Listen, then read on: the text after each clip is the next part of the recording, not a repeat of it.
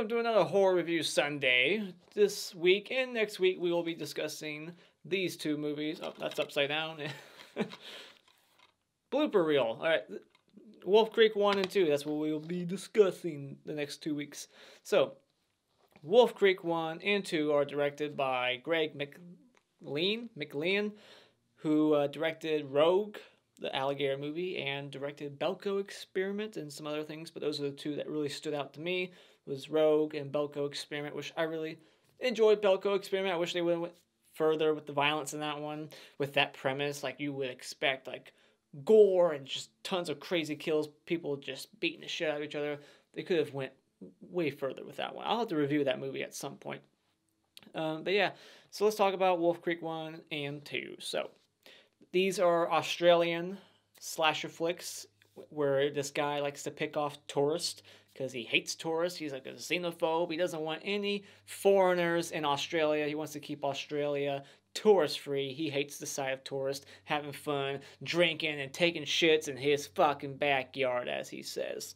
So, getting into the things that I really liked about the first Wolf Creek is, first up, and the biggest thing that I think most people will take away from these two movies is the villain we get in these films. This guy playing Mick Taylor, I think he brings such a great presence to this film, and the next one especially.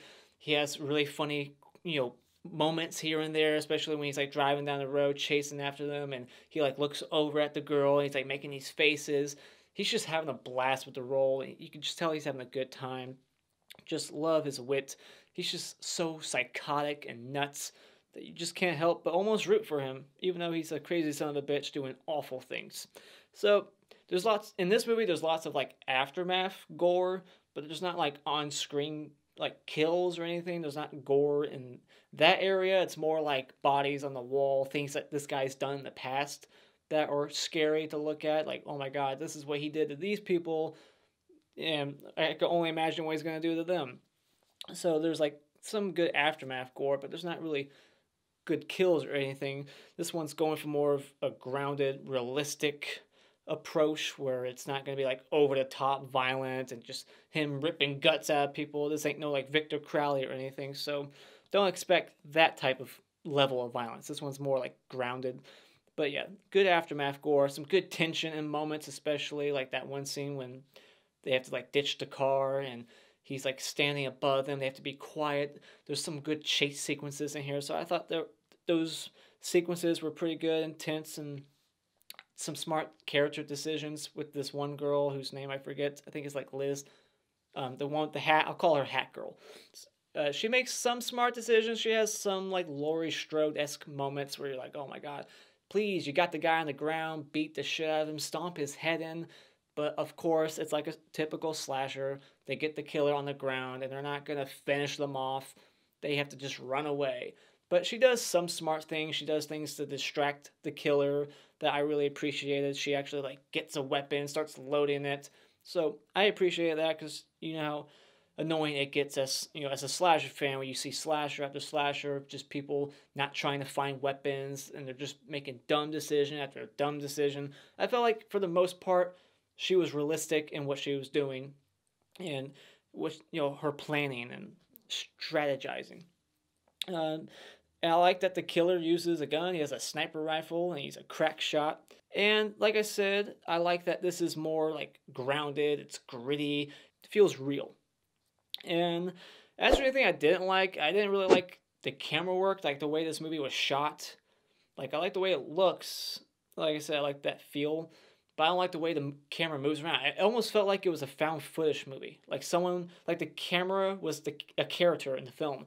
Just the way it moved, it was just constantly like very up close on people and like kind of zooming in, it just moving around. It was just kind of made me dizzy. It's like, I don't like that style. And I will say that the pacing in the first act drug a little bit because I just wasn't into these characters. Like these characters are fine. They're not like unlikable. You're not rooting for them to die or anything. But there's not a whole lot to them. Like, halfway through the movie, I was like, so, what are these people doing again? Like, where are they going and why? What's their relation with each other? Like, yeah, I guess one of them liked the other one, but didn't tell. I don't know. Like, it was just like, I don't know exactly who these people are halfway through the movie, and they spent so much time in the beginning trying to set these characters up, but all they did was show them party and get, shit faced and pass out and wake up on the beach, and this girl takes her top off, the hat girl takes her top off to go skinny dipping, and they don't show any nudity in this film. Slasher films are supposed to have, it's not a necessity, but it helps to have gore, like lots of kills, creative kills, or some nudity. If you're not going to have nudity, I always say, if you're not going to have it, then don't tease it. Other than that, yeah, the characters are fine, but I don't know them that well, so I wish they would have fleshed their characters out a little bit more in the beginning.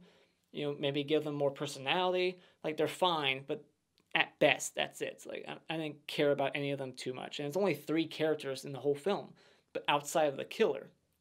So if we're going to have a small group of people, make me give a shit about them. So final thoughts. I think this is a good slasher. It's not a terrific one, but it's definitely a watchable movie. I just wasn't crazy about the way it was shot, but it's got that, Texas Chainsaw Massacre kind of gritty feel to it. It's very grounded, it's realistic, it's scary, the premise, just being out there in the middle of Australia as a tourist and not knowing where to go, what to do, just if he doesn't kill you, the environment will, just being lost. Terrifying. And I think this killer, played by John Jarratt, or I'll just say the character's name because I can say that, Mick Taylor, I think he's a cool, underrated villain, and I hope we get to see more from this guy because he's still around, and I feel like we should get a trilogy from this guy. So let's get a third one out there because I really like 1 and 2. I think 2's even better, but I'll talk about that one next week. So if you haven't seen Wolf Creek 1 or 2, check them out because to me, they are purchase worthy. Go out and buy them. Alright, time for a quick spoiler discussion. So this opens up with kind of like Texas Chainsaw Massacre. It's got like this opening text thing. No narration, but it's like, 30,000 people go missing in Australia every year or once a month. I forget. I think it's like every year or once a month. And then like 10,000 will come back within a month. I didn't write it down. And this movie takes place in 1999, it said. And these are based on true events. Barely. Like, I looked into it. I think it said the killer maybe killed a dozen people or so, like backpackers in the 90s. I think he might have gotten caught and killed. I'm not sure. I forgot. Should have wrote it down. But these are, based on true events movies like Texas Chainsaw Massacre. But, that's probably not true. They just took one element of the story, like, Australia, people dying, backpackers. We'll take that and we'll say it's all true. Like, this is exactly what happened and how it happened. I mean, so one guy does live at the end of this movie, so maybe he did tell the events, and this is actually how it happened from his mouth. Like, this is his story. So anyways, yeah, this girl goes skinny dipping, like I said, and she doesn't show her tatas, so why are you watching this scene at all? Take it out, editor. And then we get the title card, like, over 10 minutes into the film. I thought that was an interesting choice. And so then they're at the campfire. It's kind of like Friday the 13th Part 2. He's telling this story about, like, aliens, I guess. It's a very lame story. This guy ain't no Paul. Paul can tell a better story in Friday the 13th Part 2. And then there's quite a few, like, tropes and just cliches in movies like this, kind of like, Hills Have Eyes and Wrong Turn. They take a wrong turn. They take a shortcut. They go somewhere they shouldn't have gone. Now they don't know where they are, blah, blah, blah. So... And then there's like the typical like inappropriate drunks at the bar saying inappropriate things like, can I bang your girlfriend? I want to take her to my place. And it's like just straight to the boyfriend's face. Like, can I fuck your girlfriend? All his friends are laughing, egging him on. Like, yeah, you're so funny, Earl. Just those types of characters. You just want the main guy to beat the shit out of him. But he's a pussy, this main guy. That's how this character's introduced. This is who we're going to be following with these 2 girls, a guy who can't stand up for them. But I get it. This guy was way bigger than him. He had 3 buddies. It probably would not have been it wouldn't have been smart to start a fight there. So I get it. But as the audience, you kind of want him to pull some kind of Jason Statham maneuver and kick the shit out of all 3 of them and show them what's up. But yeah. And they go to like this big old crater, and he finds out that this hat girl's in love with him, so then he just walks up and starts making out with her. And it's a cute little moment. And then they get back to the car. Guess what? It's broken now.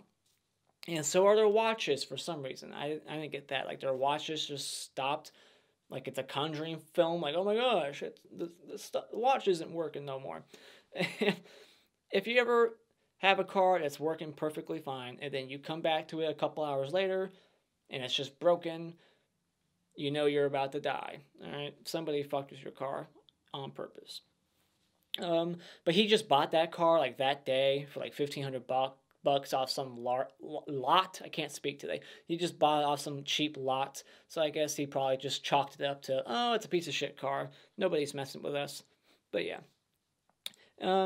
So then they bump into Mick. He tows their car for hours and hours, and the girl's getting kind of paranoid, like, where's he taking us? And Mick, he can tell a way better campfire story than this main guy, Ben. He's telling his hunting stories. He's a much better storyteller. And then, of course, he drugs them.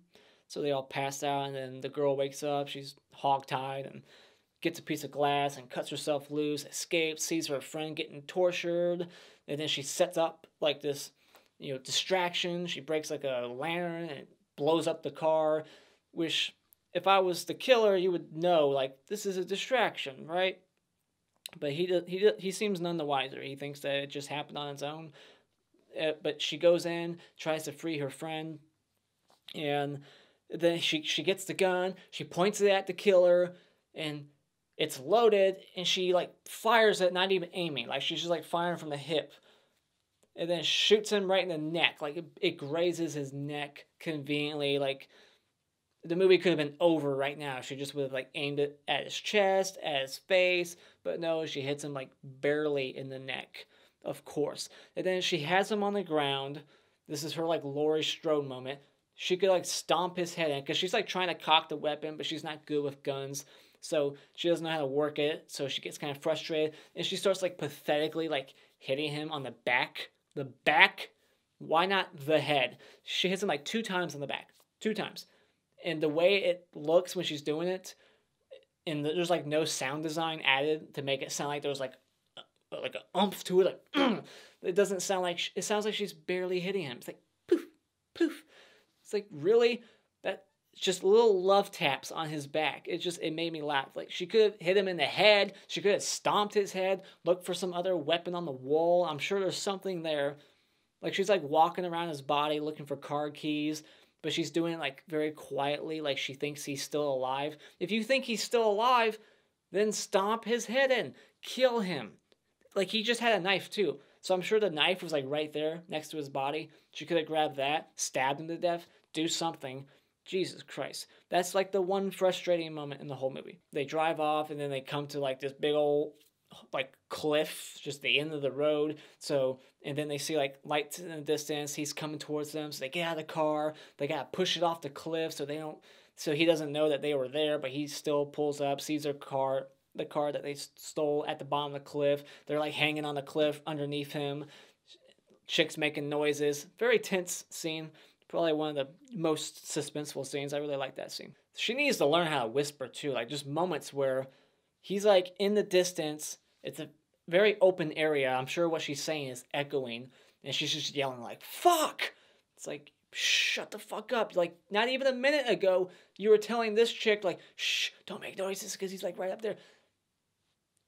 You're making noises. You're yelling fuck, and he's, like, right down there, and not even, like, 100 yards away, and you're just in this open area. Your voice is gonna echo far away. He's gonna hear you up there and chase your ass. He's got a sniper, and he knows how to use it, unlike you. So shut the fuck up. So then we get, like, this kind of cliche, like, he's got newspaper clippings all over the wall of his, like, it's like his trophies of all his work that he's done. He's proud of it. All these, like, missing people's posters and shit. There's, like, this whole pit of bodies, like this well, I think, like this rope that goes down to the ground and she falls into it. All these bodies everywhere. And then she gets in a car, and I guess the one car she chose was the car he was in, because it's not like he snuck in there after her. She would have heard something, so she snuck into the one car out of like a dozen cars that he was already in waiting for her. And he stabs her through the back of the car seat, through her chest with his big ass knife. It's like Texas Chainsaw Massacre at the beginning, at the very end. Spoiler for that film. Except it's not chainsaw, it's a big old Bowie knife. She gets stabbed through the gut. And she doesn't die right away like other slasher movies where when they get stabbed in the stomach, they just bleed out and die. They start like puking blood out of their mouth. It's not realistic at all. So I appreciate that. It's like finally somebody gets stabbed in this gut and they don't die right away. They actually get to walk around for a bit afterwards. And that's when he gets the knife out. He's like, "That's not a knife. This is a knife." And he like stabs her right in the spine. And he like paralyzes her, and then he says he's gonna like torture her and interrogate her like they did back in Vietnam and stuff. But then we don't get to see that. It just cuts away, and then we see the other chick running off, hitchhiking, and getting the ride. So we never get to see her get tortured or killed at all. So it's all off screen, I guess, which is kind of lame. But we get to see her fingers get chopped off. He slices them clean off. So that was kind of gruesome. But she had a gun too. That was another thing that I thought was odd. Like they set up her going and getting like this 6-round like revolver, loading it up, cocking it, getting it ready, puts it in her pocket, and then when she gets in the car and gets stabbed and crawls out, she pulls out like this little Swiss Army knife thing, like this little tiny little knife. What happened to the gun? I must have missed the scene where she just threw it away. I'm not sure where the gun went, but she clearly got one at some point, but never used it. So I'm very curious about that and where the gun went. So yeah, then the other chick, she runs off. She gets a ride from this old guy. And for some reason, in movies, when they pull over their car, they always feel the need to like take the key out of the ignition and stop the car. It's like, why? He gets out, he opens the trunk, he puts like this cup on the roof. And then when he shuts the hatch, looks up, his cup's like spilling water because they got sniped, which I thought was kind of a cool, subtle thing. Like, oh shit, what the hell? Like, a sniper bullet went through it, and he's looking around like, what the hell caused that? And boom! Sniped right in the eyeball. Like I said, Mick is a crack shot. So he obviously hit the cup on purpose just to show how good of an aim he is. Like, that's right. If I want to shoot the cup, I'm shooting the cup, and then I'm shooting you. Like, wouldn't the cup, like, fly off the roof of the car if it got sniped? The fact that it was just standing there with a bullet hole through it, I'm not sure how realistic that is, but I still like the way that scene was, the way it played out. It's like, oh shit, there's a bullet through the cup. And then he just gets his head, like, shot right off. And then she tries driving away, and he's, like, driving next to her. He's giving her all these faces, like, antagonizing her, which is just hilarious. And so then, yeah, he snipes her tire, she crashes, starts crawling away, he snipes her in the back, like, twice, double tap, like he's John Wick or something. And then the other guy, he's, like, crucified, he's got, like, his wrists, like, nailed to this wooden board. He escapes, gets picked up by these hippies, I guess. They're, like, in this Texas Chainsaw Massacre minivan. And he lives, which kind of shocked me. I didn't think anybody was going to live.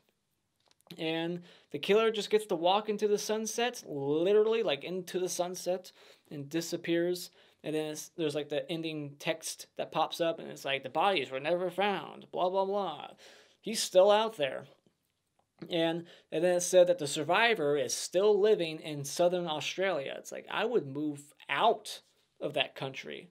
Like, could you imagine, like, you find out that the guy's still out there, he knows what you look like, he could probably know where you live somehow. I don't know. Like, you're going to live in that country still? I would get out in a heartbeat. You know what I mean? So, yeah.